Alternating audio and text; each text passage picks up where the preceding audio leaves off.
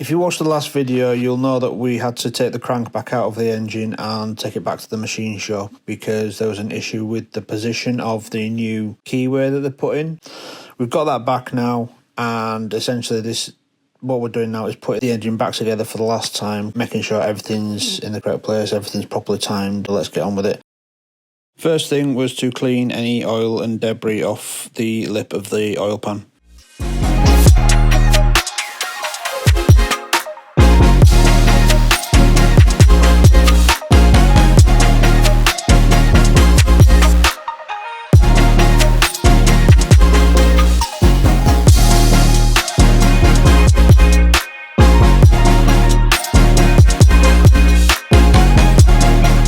Next was a turn of the rear main seal plate and the oil pump.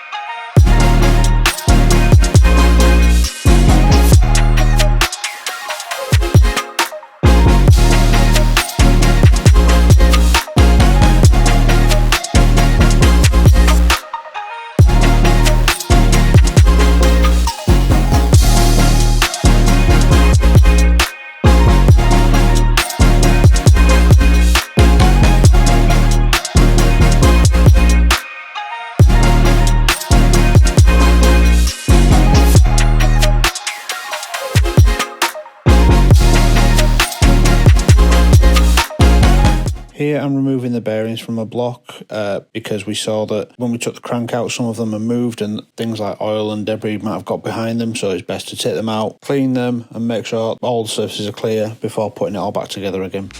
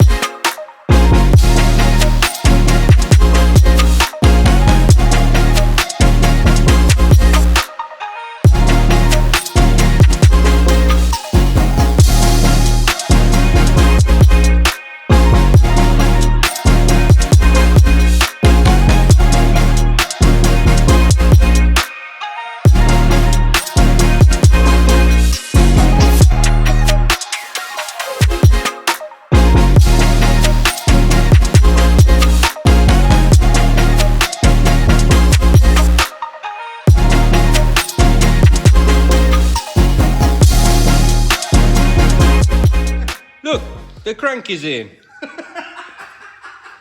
I'm leaving that in. We forgot to record it. Right, so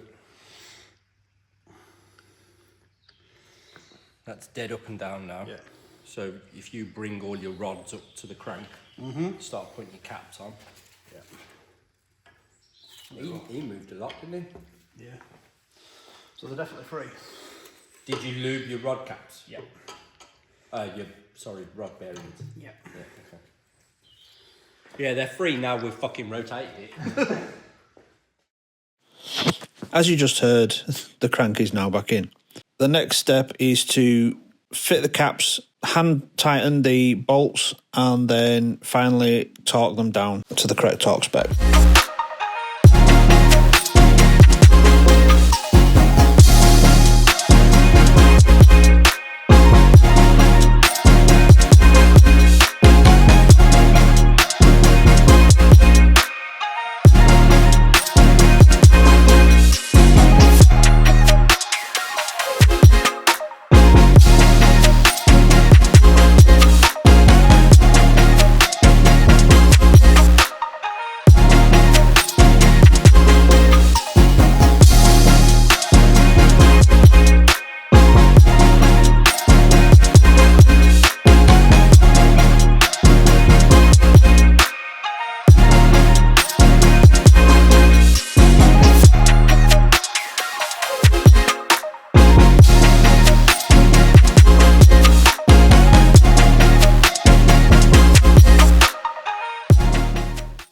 Once the conrod caps and the cradle had been refitted and torqued to spec, it was time to refit the oil pump.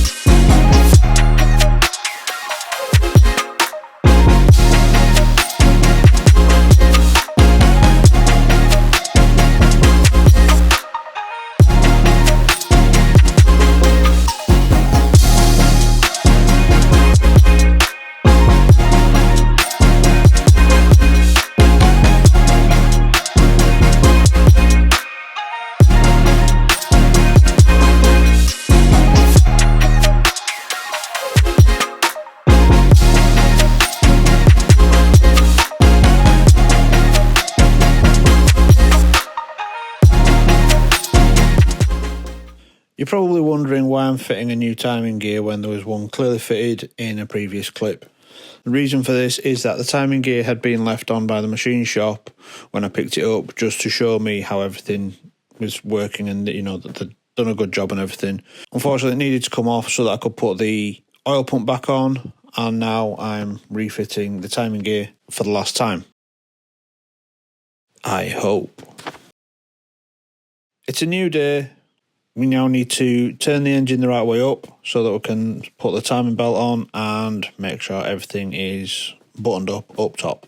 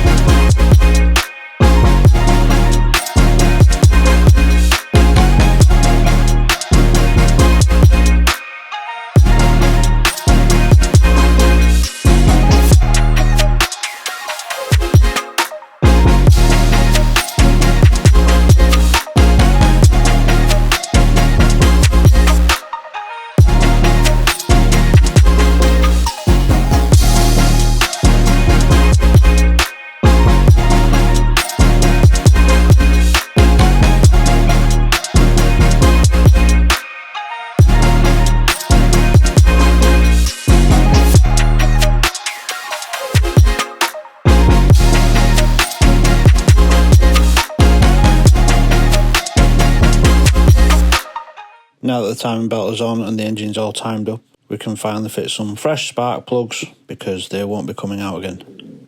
Fingers crossed.